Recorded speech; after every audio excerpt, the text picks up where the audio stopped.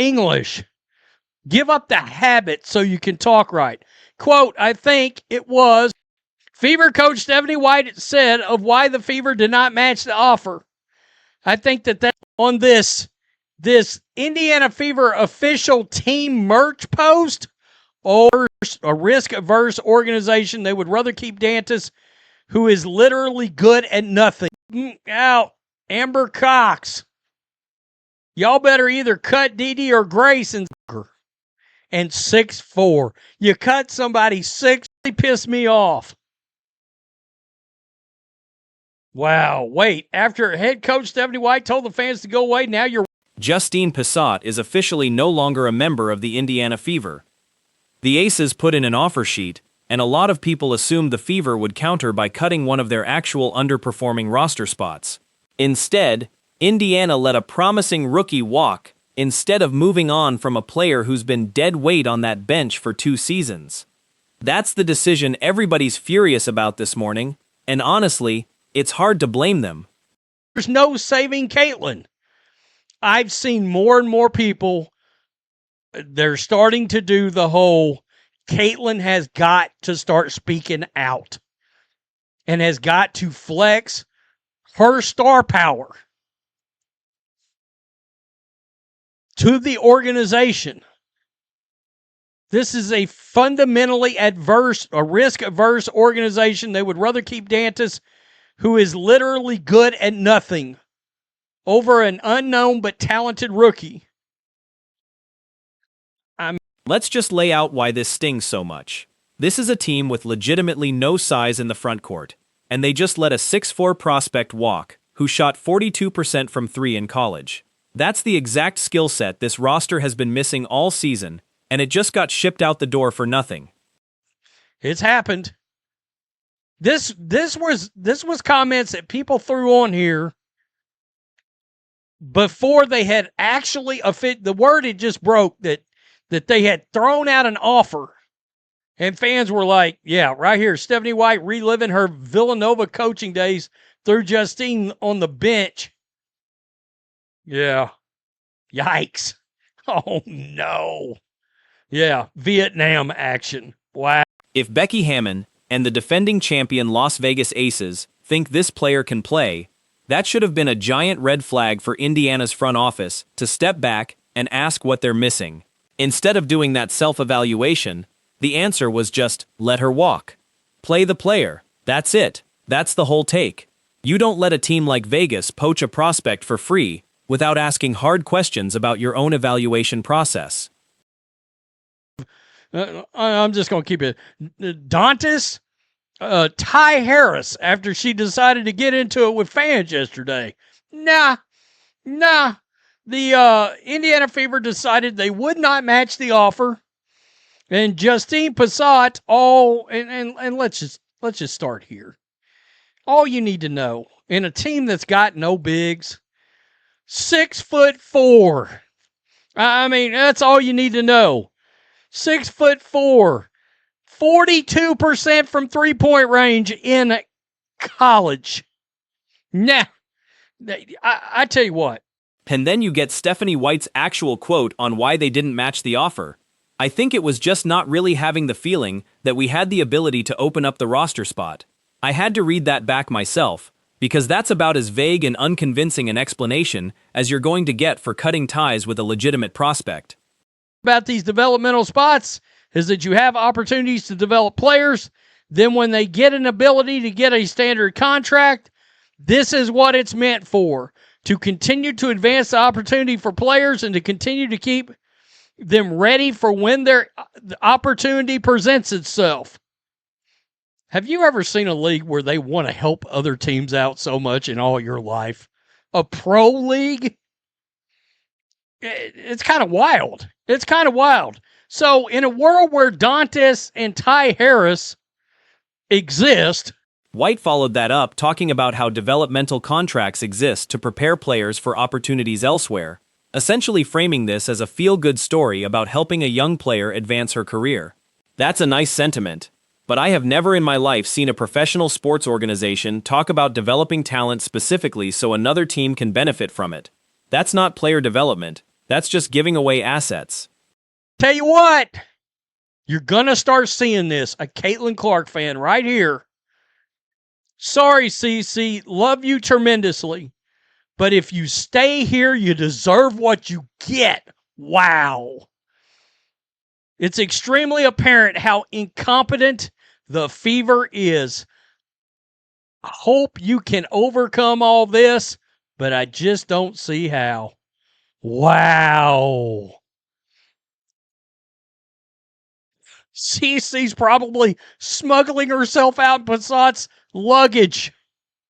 White needs to be fired if she thinks. Meanwhile, keeping Pissott would have meant potentially waiving rookie Grace Van Slooten or veteran center Damiris Dantas.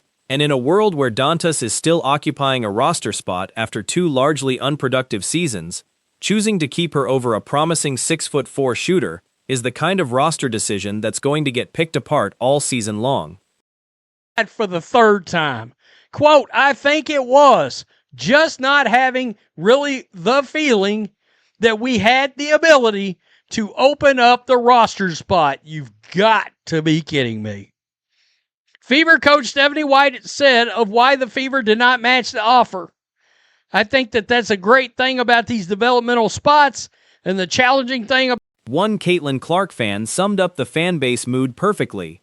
Sorry, CC. Love you tremendously, but if you stay here, you deserve what you get. It's extremely apparent how incompetent the Fever is. That's brutal, but a lot of people are nodding along with it right now. And that frustration isn't coming out of nowhere after a full season of roster and rotation questions. Social media page on the Twitter X, they still have not put out a thank you tweet yet. They have still not put out a thank you tweet yet. Let's check this. Let me guess, an autographed jersey of Dantas. Oh, this must be a giveaway. Yeah, chance to win an autographed jersey. Damn. F the Fever and the WNBA. Fans are straight up saying White needs to be fired if she genuinely believes Dantas provides more value than a talented young shooter. And honestly, the numbers back that frustration up. Dantas has been a marginal rotation piece for multiple seasons now, and letting a 22-year-old with real shooting upside walk to keep that spot intact is going to be hard to defend if this roster struggles down low later this season. Had offered a contract to Justine, and at the time, we were led to believe that maybe the Fever were going to end up doing something. In other words, cut a different bum-ass player, which I could think of. I'm just going to keep it. Dantas, Ty Harris, after she decided to get into it with fans yesterday. Nah. The Indiana Fever decided they would not match the offer and just. This is the part of the story that actually matters long term. Fans are starting to say the longer Caitlin Clark stays quiet and sticks with this coaching staff, the more goodwill she's burning with her own fan base. There's a growing chorus calling for Clark to actually use her star power and voice within this organization, because if she can't get through to a coaching staff that keeps making roster decisions like this one, that's a much bigger problem than one lost prospect. The ability to open up the roster spot. You've got to be kidding me. Fever coach Stephanie White said of why the Fever did not match the offer. I think that that's a great thing about these developmental spots, and the challenging thing about these developmental spots is that you have opportunities to develop players. Then when they get an ability to get a standard contract, this is what it's meant for, to continue to advance the opportunity. This is a fundamentally risk-averse organization. They'd rather keep a player who's good at nothing over an unknown but talented rookie. That's a harsh way to put it, but it's hard to argue with the pattern here. Fans have started calling that Dantas roster spot the empty jersey at this point, and when your own fan base is making that joke, that tells you everything about how much trust has eroded. I think that should have told the Fever organization, wait a minute.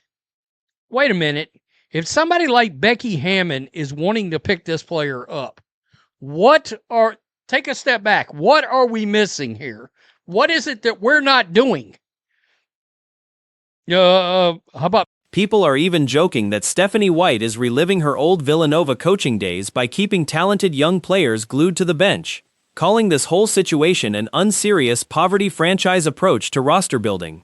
That's an exaggeration, obviously, but it captures just how little patience this fanbase has left for player development decisions that don't actually seem to prioritize the best available talent. News. Reason why we should have been playing her some. Y'all are effing dodos. You could keep Pissott for Didi or Grace. Get the out, Amber Cox. Y'all better either cut Didi or Grace and sign Pissott. Too late. Pissott would fill a giant hole for this team. You're meaning to tell me she wouldn't have been more impactful than Dantas? And this is where it gets real. Fans are pointing out that Stephanie White effectively told frustrated supporters to go away earlier this season, and now the team wants them back for merch giveaways and ticket sales, while Pissott walks out the door with no acknowledgement. You're already seeing the hashtag continue with the boycott picking back up, and until the Fever actually address this decision publicly, that sentiment isn't going anywhere. They have still not put out a thank you tweet yet. Let's check this. Let me guess, an autographed jersey of Dantas. Oh, this must be a giveaway. Yeah, chance to win an autographed jersey. Damn. F the Fever and the WNBA. Mitch McConnell may have more brain activity than the entire front office. Damn. Wow.